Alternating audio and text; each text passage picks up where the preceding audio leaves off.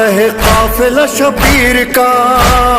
मरहला दर मरहला दर मरहला, तय हो सफर सरवर रेहान का, सिलसिला दर सिलसिला,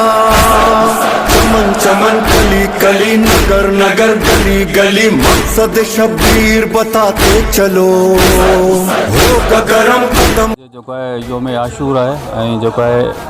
पूरी दुनिया में गमे हुसैन मल्हायो पियो वञे। जाम शोरो मस्जिद सजादिया खां ही जुलूस आशूर जो बरामद थियो आहे, जेको मुख़्तलिफ़ हंधनि तां गुज़रंदो मेन शाही बाज़ार में पहुची चुको आहे, जिते हीअ ज़ोहर जी नमाज़ अदा कई वेंदी बाजमायत।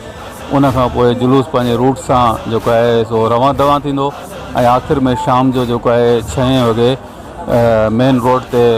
मरकज़ी इमाम बारगाह मस्जिद सजादिया ते इख़्तिताम पज़ीर थींदो ऐं उते ज़ंजीर ज़नी जो मातम थींदो। ऐं हिन तक़रीबन जामशोर में हिन जुलूस खे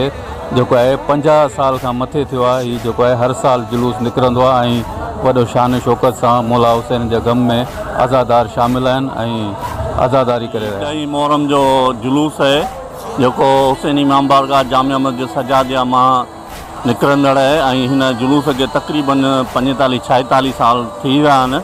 ऐं हीउ पंहिंजे रवायती रूटनि तां हलंदो वरी साॻियो ई हुसैन इमाम बारगाह जामिया मस्जिद सजादिया पहुची उते रोड ते छुरियुनि जो मातम कंदो, उते इख़्तिताम पज़ीर थींदो शाम जो 5 बजे खां वठी। ऐं हिन साल तो बि नालो छा आहे पुरमन पंहिंजी रैली निकिती आहे, सो ऐं काफ़िलो ख़ैर सां पंहिंजो दराफ़्त थींदो रहे थो पियो। हींअर निमाज़ जो टाइम टेबल थी वियो आहे ऐं अलहमदुलिल्लाह जेको बि सिक्योरिटी या फोर्सिस आहे जेके रज़ाकार आहिनि पंहिंजी सही तरह सां ड्यूटी अंजाम ॾेई रहिया आहिनि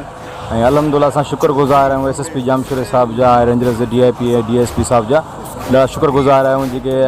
सुठे तौर तरीक़े ते पंहिंजी काफ़िलो क़याम ते पुॼी रहिया।